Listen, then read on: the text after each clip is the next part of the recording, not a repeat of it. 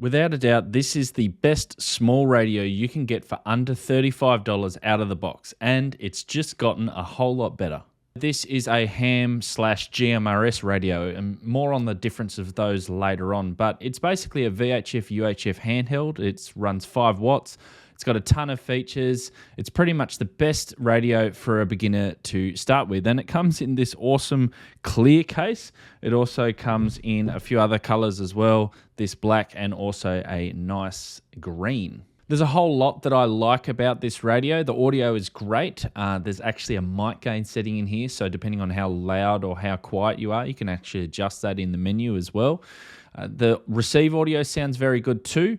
Now, TID Radio have listened to feedback from people that have purchased this radio. They've got a lot of new features and improvements.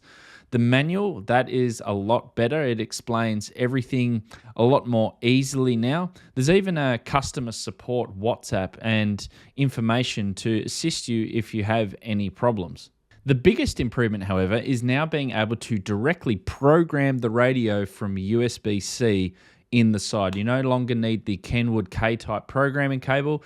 It works even with Chirp. All you need to do now is plug in the USB-C cable into the side of the radio, plug it into your computer. There you can see that I've got a COM port 4 that has just popped up. We go back into Chirp now. We go to radio, download from radio, select COM 4 in our list. Select the radio, which is TID Radio TDH3. Hit OK. Hit OK. And we're cloning. Just plugged in with the USB-C. And here I can go through and edit all of my channels and reprogram it. Super easy. No need for an additional cable. You can't get any audio out of the programming cable interface like you would with maybe some other radios that offer a USB sound card. So for the moment, all I can tell is that it just does programming. One thing that does confuse a couple of people is that this is marketed as a GMRS and also a ham radio. There's like 2 versions that you can buy. Does that mean that you have to buy both the GMRS and the ham radio version if you wanted both? Well, from what I can tell, the answer is no.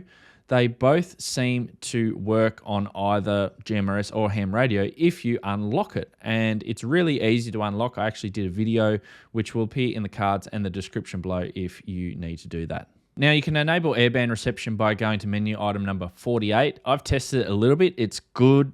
It's not perfect, but it works reasonably well. So you can turn that on and it allows you to enter in your AM aircraft frequencies directly.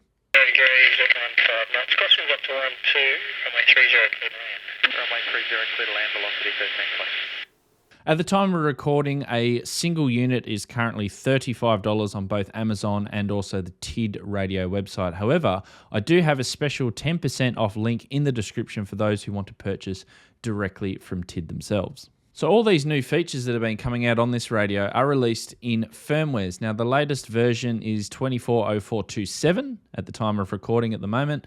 The link below is in the description to where you can download this firmware yourself. It comes with new features, and I'm going to go through these as I've tested them. Now, the first one is VFO mode. This allows you to enter in frequencies from 18 megahertz and up, and I'm guessing they did this to try and compete with the Quansheng UVK5 there. The only problem is that it doesn't receive that low very well, or at all, really. I did a test on 29.680 on the 10 meter band. That is my FM repeater that is not that far from here.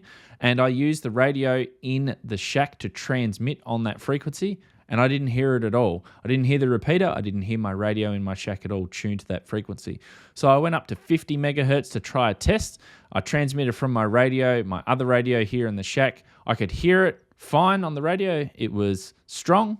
But then I tried to listen to a repeater that is normally 5.9 plus 20. It's really strong here at home, connected to an external antenna, and it was hardly audible. So it didn't really receive that well. Now, there is a couple of improved squelch functions in menu item number 1. There's also repeater tail elimination that has also been improved in menu item number 40. If you press menu +5, this allows the reverse function, so you can listen to the input of your repeater really quickly and easily. Menu item 55, that's DTMF speed. Now, I recommend that you set this as high as you can, which in these menus is 150 milliseconds. I tested this on my All-Star node, and the DTMF is too quick for it to decode. So 150 milliseconds seems to work the best. Some might not know how to send DTMF tones as well. So to do that, you need to press the star key and then enter your DTMF code string, then press PTT to transmit it. Now, the only thing with this is to be warned that once you press this button to enter a code, you can't delete it or go back without getting out of the DTMF menu by either transmitting or turning the radio off. So that's just something to keep in mind, that if you do press that star DTMF button, you might get stuck. Now, there's also a stun, kill, and revive function on this. Apparently, if your radio gets stolen or lost, you can kill it temporarily at least. So use this, of course, at your own risk. But apparently, if you get two H3 radios are required. You set an activation code on the H3 radio in the software, and I'm thinking that this is the OD software that TID radios supply. It's not in Chirp, but in OD software. You press the star button on another H3 radio to open up the DTMF menu. You press the activation code or enter the activation code, press PTT, and that will effectively kill it.